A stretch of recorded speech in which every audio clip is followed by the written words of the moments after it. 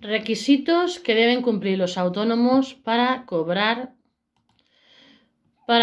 sus prestaciones por accidente o enfermedad profesional. Repito, requisitos que deben cumplir los autónomos para cobrar sus prestaciones por accidente o enfermedad profesional. Las mutuas se hacen cargo del pago de los subsidios por contingencias profesionales. Además de prestar asistencia a los autónomos cuando sufren un accidente o enfermedad profesional, las mutuas también gestionan sus prestaciones, así como las de sus familiares en caso de fallecimiento. Estos son los requisitos. Requisitos que deben cumplir los autónomos para cobrar sus prestaciones cuando sufren un accidente o una enfermedad laboral. Además de gestionar las bajas por contingencias comunes de los autónomos, aquellas derivadas de un accidente o enfermedad no profesional, las mutuas también se encargan de la rehabilitación de los trabajadores por cuenta propia cuando estos sufren un accidente o enfermedad derivados de su actividad, es decir, profesional, y pagan las prestaciones a las que tienen derecho durante el tiempo que no pueden trabajar. Por definición, una contingencia profesional es una situación de pérdida de la capacidad laboral por una alteración de la salud que supone la imposibilidad meramente transitoria para el desarrollo de la actividad profesional. En concreto, los accidentes de trabajo o enfermedades profesionales, mientras el autónomo recibe asistencia sanitaria, o los periodos de observación derivados de estas causas.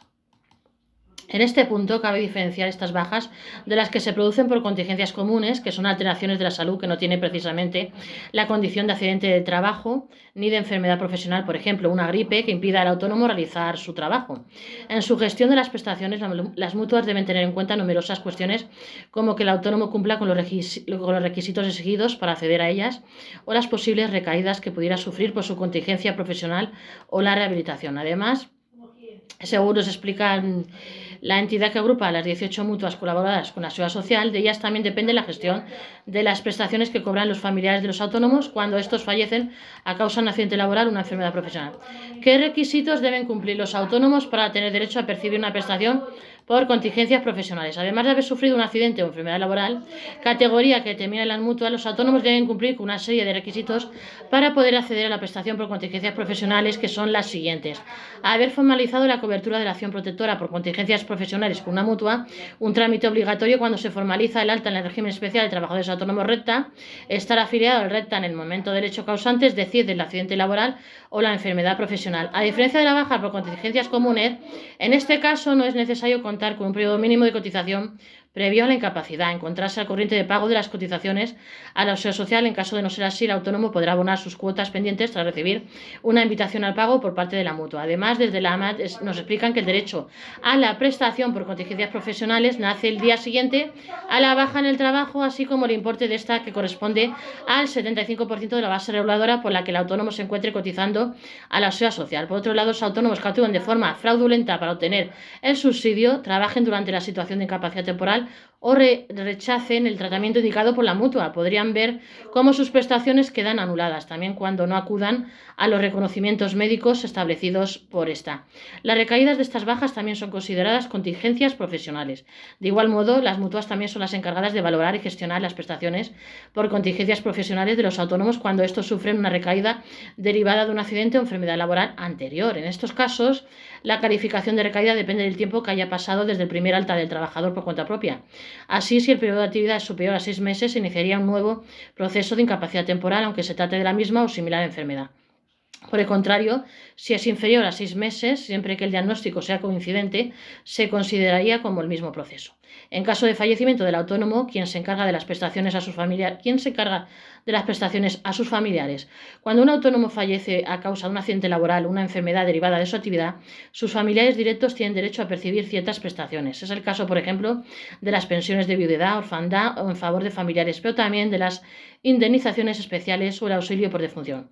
En estas situaciones, las mutuas también son las encargadas de gestionar las prestaciones que deben solicitarse por sus beneficiarios en cada caso concreto. Para poder percibirlas, basta con que el autónomo estuviera dado de alta en el RETA en el momento de fallecer a causa de un accidente laboral o una enfermedad profesional. Los requisitos para acceder a cada una son las siguientes. Prestación de viudedad. Se consideran beneficiarios de la prestación de viudedad el cónyuge del superviviente, incluso aunque esté divorciado, si no ha contraído nuevas nupcias o el matrimonio hubiera sido declarado nulo, siempre que sean acreedoras de una pensión compensatoria. Las mujeres separadas o divorciadas por ser víctimas de violencia de género no deberán ser acreedoras de una pensión compensatoria y tampoco aquellos cónyuges divorciados entre los 10 años posteriores al fallecimiento que hayan permanecido una década casados con la persona fallecida y que o bien tengan hijos en común con esta o tenga más de 50 años en la fecha del fallecimiento. Las parejas de hecho que no cuenten con unos ingresos superiores a 1,5 veces el salario mínimo interprofesional, SMI, siempre y cuando dicha unión se encuentre formalizada con 2 años de antelación al fallecimiento y existiera una convivencia estable y notoria durante al menos 5 años. Desde 2013, también las personas que cuenten con 65 años o más no tengan derecho a otra pensión pública y hayan permanecido casadas con el autónomo fallecido durante 15 años o más. Con respecto a las cuantías de estas prestaciones, variarán entre el 52% y el 70% de la base de cotización del autónomo, dependiendo de las circunstancias personales del beneficiario. Será del 52% de la base reguladora cuando exista un solo preceptor. Cuando existan varios beneficiarios, se les reconocerá la prestación en virtud del tiempo convivido, garantizando un 40% de esta al cónyuge o a la pareja. Del 60% para los beneficiarios mayores de 65 años que no tengan acceso a otra pensión pública, no perciban ingresos por la realización de cualquier otra actividad y no superen el límite de rendimientos establecido en la ley. Del 70% de la base reguladora cuando el beneficiario tenga hijos menores de 26 años o incapacitados. La prestación de viudedad constituye la única fuente de ingresos o no supere el 50% y sus rendimientos obtenidos no superen el límite establecido en cada año para el reconocimiento del complemento a mínimos. Además, según nos recuerdan, en caso de que el fallecimiento se produzca a causa de un accidente de trabajo o enfermedad profesional, los beneficiarios de la prestación de viudedad de los autónomos tienen derecho a una indemnización a tanto alzado equivalente a 6 mensualidades de la base reguladora. Prestación de orfandad. La pensión de orfandad es la prestación a la que tienen derecho cada uno de los hijos del fallecido. Además de esta, sus huérfanos tendrán derecho a una indemnización por valor de un mes de la base reguladora del autónomo cuando éste haya fallecido a causa de un accidente o enfermedad laboral. Con respecto a los requisitos, es necesario que los beneficiarios tengan menos de 21 años o hasta 25 años, siempre y cuando no tengan otros ingresos que superen el salario mínimo interprofesional. Con respecto a las cuantías de la prestación de orfandad, ascenderá al 20% de la base reguladora del autónomo fallecido, hasta un límite del 118% de esta en los casos en los que concurren varios huérfanos. Por tanto, la pensión sería menor a partir del 6º hijo que cumpla con los requisitos para recibir el subsidio. Prestación en favor de familiares. La prestación en favor de familiares se concede a los familiares cercanos que hayan convivido con el autónomo cuando éste fallece y mantuvieran una dependencia de su trabajo. Por ejemplo, los menores de edad, menores de 22 años, que no tengan ingresos superiores al 75% del SMI. Las viudas, nietos, hermanos, abuelos o padres que estén incapacitados. Además, es necesario que cumplan con los siguientes requisitos: haber convivido con el autónomo y a sus expensas con 2 años de antelación al fallecimiento, no tener derecho a otra pensión pública, carecer de medios de subsistencia, contar con un parentesco que les obliga a prestarse alimentos según lo establecido en los artículos 142 y 143 del Código Civil.